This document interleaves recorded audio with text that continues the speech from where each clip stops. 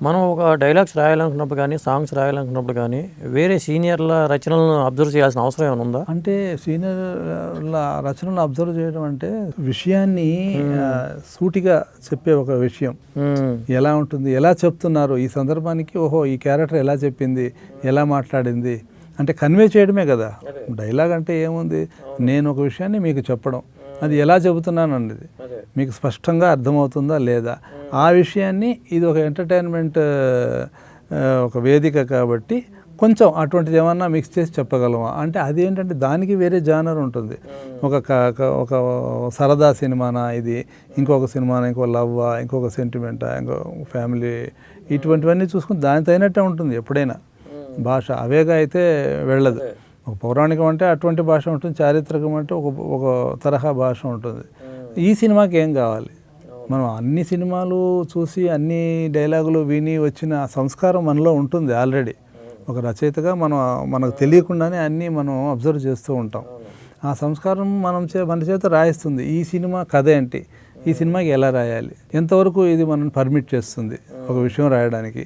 ఒక serious matter మాట్లాడుతున్నప్పుడు అంతే లెవెల్లో రాయాల్సి వస్తుంది దాన్ని. అంతేగాని ఇప్పుడు ఇంకొక పర్పస్ఫుల్గా మాట్లాడుతున్నప్పుడు దానికి సంబంధించిన భాష మనకు తెలియకుండా వస్తుంది. ఒక పాటలాగే, ఇప్పుడు ఒక పాట నేను రాశాను అనుకోండి, ఒక హీరో హీరోయిన్ వాళ్ళిద్దరూ విడిపోయారు, అప్పుడు ఒక భాష మనకు తెలియకుండానే ఒక వొకాబులరీ వస్తుంది. ఇద్దరు కలిసినప్పుడు ఒక డ్యూయట్ అంటే దానికి తగిన వొకాబులరీ వస్తుంది, అంతే కదా. ఇంకొక సెంటిమెంట్ సాంగ్ అంటే దానికి సంబంధించిన భాషే వస్తుంది. డైలాగులైనా అంతే. ఇప్పుడు మనం అన్ని డైలాగులు వింటాం, అన్ని సినిమాలు చూస్తాం, అందరు రచయితల్ని మనం అబ్జర్వ్ చేస్తూ ఉంటాం. కానీ మనం పనిచేసే ఒక కథకి, ఒక సన్నివేశానికి మనం ఏమి ఇవ్వాలంటే ఆ సన్నివేశానికి, ఆ సందర్భానికి ఏది ఉచితంగా ఉంటుందో అటువంటి డైలాగ్స్ రాయడం జరిగింది. ఒకప్పటి సినిమాలకి ఇప్పటి సినిమాలకి డైలాగ్స్ పరంగా చాలా తేడా వచ్చింది.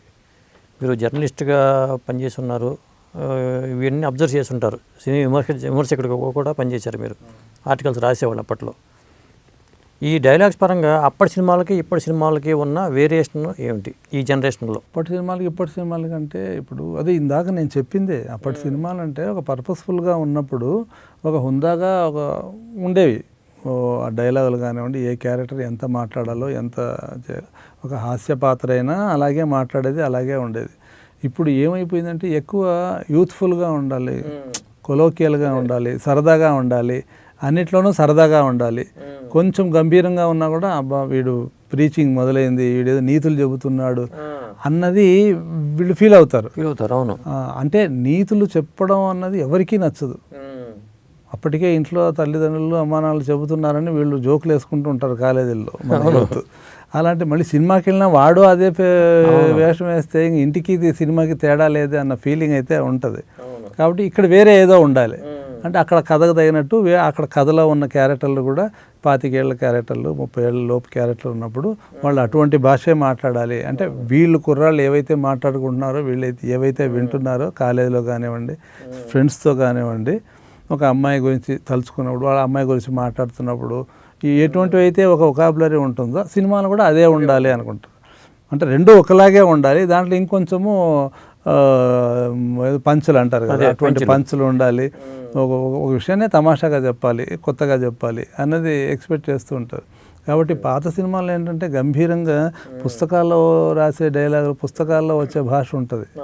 ఇప్పుడు అలా కాదు, నువ్వు మాట్లాడుకున్నట్టు ఉండాలి, నువ్వు రాసినట్టు ఉండకూడదు డైలాగ్. బట్టి డైలాగ్ చెప్పినట్టుగా ఉండకూడదు.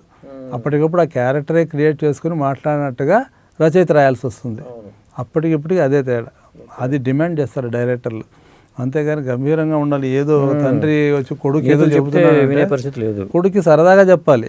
తండ్రి అతనికి ఎంత కోపం ఉన్నా పంటికి అణగదొక్కుని సరదాగా చెబితేనే చూసేవాళ్ళు కూడా ఎంజాయ్ చేస్తారు. ఈవెన్ తల్లిదండ్రులైనా కూడా సినిమా చూస్తున్నప్పుడు అదే ఎక్స్పెక్ట్ చేస్తారు. పిల్లల్ని వీళ్ళు తిట్టినా కూడా వాళ్ళు సినిమాకి వెళ్ళారంటే వాళ్లకు సరదాగానే ఉండాలి, లైటర్ వెయిన్లోనే ఉండాలి వాళ్ళకి డైలాగులు. గంభీరంగా చెప్పాడు అనుకోండి, అబ్బా డబ్బులు ఇచ్చి కూడా ఇటువంటి డైలాగులు వినాలి మనకి అంటే ఏంటి, ఇవన్నీ మాకు తెలుసు కదా అంటారు. ముఖ్యంగా వచ్చే మాట ఏంటంటే ఇవన్నీ మాకు తెలుసు, నువ్వు మళ్ళీ ఎందుకు చెబుతావు అదే అంటే వీళ్ళు అనుభవంలోకి వచ్చి మేము తెలుసుకున్నాక తెలుసుకుంటాం.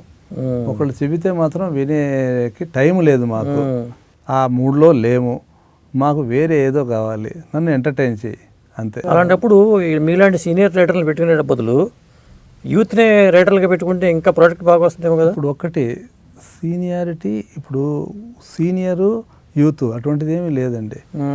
వేటూరి గారు 60 ఏళ్ల వయసులో ఆ అంటే అమలాపురం అని రాశారు. మరి ఆ అంటే అమలాపురం, ఆహా అంటే ఊ అంటే ఊహాపురం ఇటు రాయడానికి మీరు అన్నట్టు 25 ఏళ్ళోటి రాయాలి. అవును. మరి ఆయన 60 ఏళ్ళు ఆయన రాశాడు అంటే సీనియారిటీ అంటే మీరు అనే సీనియారిటీ అన్నది వయసు విషయంలోనా అనుభవం విషయంలోనా? మరి సీనియర్ కాకుండా యంగ్ వాళ్ళని పెట్టుకోవచ్చు కదా. సీనియర్లు అంటే యంగ్ వాళ్ళు అయితే ఇంకా యూత్కి దగ్గరగా రాస్తారేమోనని. యంగ్ వాళ్ళు అంటే ఏది మీరు అనేది వయసు పరంగా అంటున్నారు. మరి సీనియర్స్ వయసు పరంగా, సీనియర్స్ని యంగ్ అంటే సీనియర్స్ మీరు వయసు పరంగా అంటున్నారు. సీనియర్స్ కొద్దిగా వాళ్ళ ఆలోచన ధోరణి వేరుగా ఉండొచ్చేమో కదా. సీనియర్స్కి యంగ్స్టర్స్కి ఒకటే తేడా ఏంటంటే ఈ ఈ ఈ యుక్త వయసును దాటే సీనియర్ వచ్చి ఉంటాడు. ఈ సీనియర్స్కి ఏముంటుంది? అనుభవం ఉంటుంది. యంగ్స్టర్స్కి ఏముంటుంది? ఆ కాలపు పరిస్థితుల మీదే అతనికి అవగాహన ఉంటుంది. అంతకన్నా ఎక్కువ అతను ఆలోచించలేడు. అవును. కానీ మరి సీనియర్ రైటర్ ఇప్పుడు ఇవాళ సీతారామ శాస్త్రి గారు ఉన్నారు, సామాజ వర్గమన పాట రాశారు. మరి ఎంతమంది యూత్ లైక్ చేశారు ఆ పాట?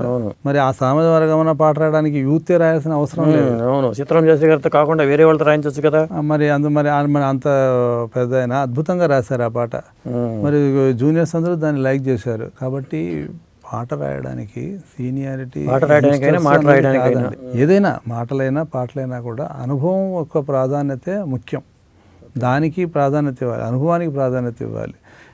అనుభవం సీనియర్ మీరు అన్నట్టు వయసు వచ్చినా కూడా ఇంకా పాత ధోరణి పట్టుకు వేలాడుతున్నప్పుడు అతను ఖచ్చితంగా ఇప్పటి ఈ మనుగడలో అయితే ఉండలేరు. అవును. సహజంగానే వాళ్ళతో రాయించాలా వద్దా అన్నది కాలమే నిర్ణయిస్తుంది. దానికోసం ప్రత్యేకంగా మనం పూనుకోవాల్సిన అవసరం లేదు. కానీ ఒక్కొక్కసారి ఏంటంటే కాలాన్ని కూడా జయించి నిలబడే వాళ్ళు కొంతమంది ఉంటారు. అటువంటి వాళ్ళు ఖచ్చితంగా నిలబడతారు. రైటర్స్ కూడా అప్డేట్ అవ్వాలేమో కదా ఈ లెక్కన మీరు చెప్పే ప్రకారం చూస్తే. ఖచ్చితంగా అవ్వాలి. ఇప్పుడు జరుగుతున్న పరిణామాలని అన్నిటినీ ఫాలో అవుతూ వాటిని గమనిస్తూ ఏమి ఇవ్వాలి అన్నది తెలుసుకుంటేనే వాళ్ళు నిలబడగలం. అవును. అంతే కదా. ఇప్పుడు మీరు హ్యాపీ డేస్లో అరెరే అరెరే సాంగ్ రాశారు. అది అంత యూత్కి బాగా ఎక్కింది. అవునండి, ఖచ్చితంగా అనుభవమే కదా అది. మరి హ్యాపీ డేస్లో అరేరే పాట రాసేటప్పటికి నా వయసుకి, ఫిదాలో హే పిల్లగాడ రాసే వయసుకి 10 ఏళ్ళు దాటిపోయాయి. 10, 12, 15 ఏళ్ళు దాటిపోయాయి దాదాపు. మరి అరేరే పాట రాసిన నేనే హే పిల్లగాడ పాట రాశాను ఫిదాలో. మరి రెండు ఒకే యూత్ లెవెల్లోనే ఉంటాయి. మరి దాటింది సీనియారిటీ అంటే అనుభవమా వయసా? ఏది లెక్క కట్టలేము.